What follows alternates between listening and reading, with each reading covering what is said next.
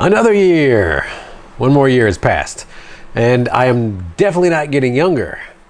So for the new year, like most people do, I think I'd like to set some New Year's goals and resolutions. So you let me know in the comments if you have some resolutions for yourselves, or maybe goals for the year for 2025. I've thought about it a good bit, and I'm having a little bit of a hard time coming up with goals for the year for myself. The one that I do have is that I would like to play more banjo, and specifically practice playing the banjo and write a song. And I've been playing the banjo very, very minimally now for, when did we come out with the Trailmaster song? However many years ago that's been. It's probably been 4 years by now, because I'm pretty sure that was pandemic times. And I really do like playing the banjo, but I find that I forget songs really fast. And this is for any instrument. I know scales, I know chords, I can put them together, I can write a song pretty fast. But if I try to memorize somebody else's song and also singing with banjo, if I don't learn the song singing while I'm learning to play the song, I can't do both. And then if I learn the song while I'm singing it, I can't play the song without singing it. It's kind of funny the way that my brain works. Maybe this is the same for the musicians. You have to let me know.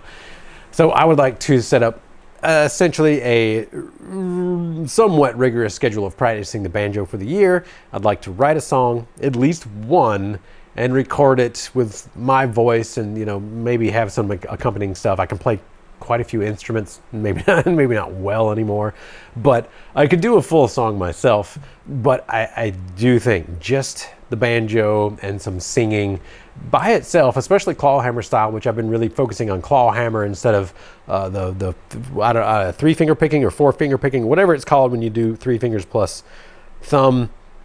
I've really leaned into the clawhammer style instead, and I do really enjoy the clawhammer. So I'm probably going to focus on that for songs. It has kind of, it sounds almost like there's percussion added to it, just because the way that the thumb hits the pan or whatever the thing is called. So I'm more than likely going to continue with that. I understand most of y'all don't even know what I'm talking about, because not a lot of people play the banjo in the world. So that's really my only first goal that I've set so far.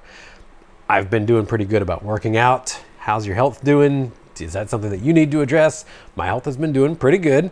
I have been not gaining weight, which is really tough because I love to eat and I love to cook. And I've been cooking my own sourdough bread a lot for this last couple of months. Got some sourdough starter. It's delicious. And I eat pizza almost every single day because of it now. And since I make everything from scratch, I know exactly how many calories and all the macros in it. And that's what I need. I love my pizza. So if I can cook the pizza exactly to whatever macros I need, and then maybe eat like a ½ pound of ground beef on the side, it's perfect. It's perfect. I could eat pizza every day, which is why I do eat pizza most days. Is that a goal for 2025? More pizza? Yeah, I think so. So what could be some other goals for myself? Comment down below what your goals may be. It'll help prompt me potentially. I guess I could garden more, but that's a really tough. I garden a lot already. I've got 2/3 acres in town of food forest that is still growing. I guess I could plant more, but I've got a lot of trees in there. Let's see. Over the past 2 years, I've put in, let's see, we've got 7 or 10 chestnuts, a couple of walnuts. There's already a whole bunch of mulberries on the fence lines of the in-town garden. Put in about 50 hazelnuts. We've got all sorts of nut bushes and fruit bushes, of course. I love my nuts and my fruit, of course.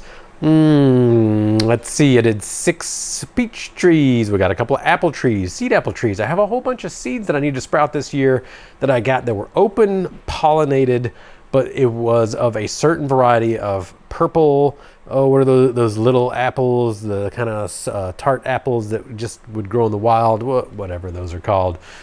It's an open pollinated variety of that, which may or may not do really well. As an aside note, the old saying is that if you want to sprout an apple or whatever, well, don't waste your time, because it may be a good apple 1 out of 1,000 or 1 out of 10,000 times. 1 out of 10,000 is what I always used to read. So it was, don't waste your time. They're all going to be trash. You're going to waste your entire life trying to find a good apple, right? Well, what if everybody planted, 10 seeds a year or whatever? Then we would have a lot more varieties of apples that were delicious. We would come across them. I also think that old saying, there's a lot of phenotypes and genotypes built into the apples. They have an incredibly wide variety of genetics in them. But have we really spent a lot of time trying to crossbreed them? No, we really haven't, because everything has been open pollinated. It's grown outside. And back in the day, the way that we would find the new varieties is that you would have all these seed apples in your orchard, and essentially you would let your kids find the ones that were really good for just eating off the tree or whatever. And is there really a such thing as a bad apple? If it's rotten, sure. But if I'm okay with an apple that can either be baked or made into applesauce or eaten off the tree or made into cider, there's no such thing as a bad apple. Those 4 uses are every single apple. That describes every apple.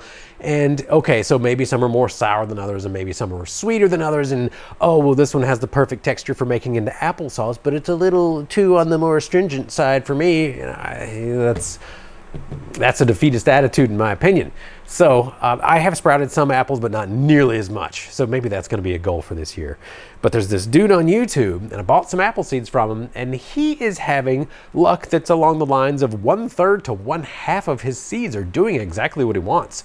And so my inclination is that our lack of finding good apples in a good mix of pollination is because we really just haven't tried hard enough.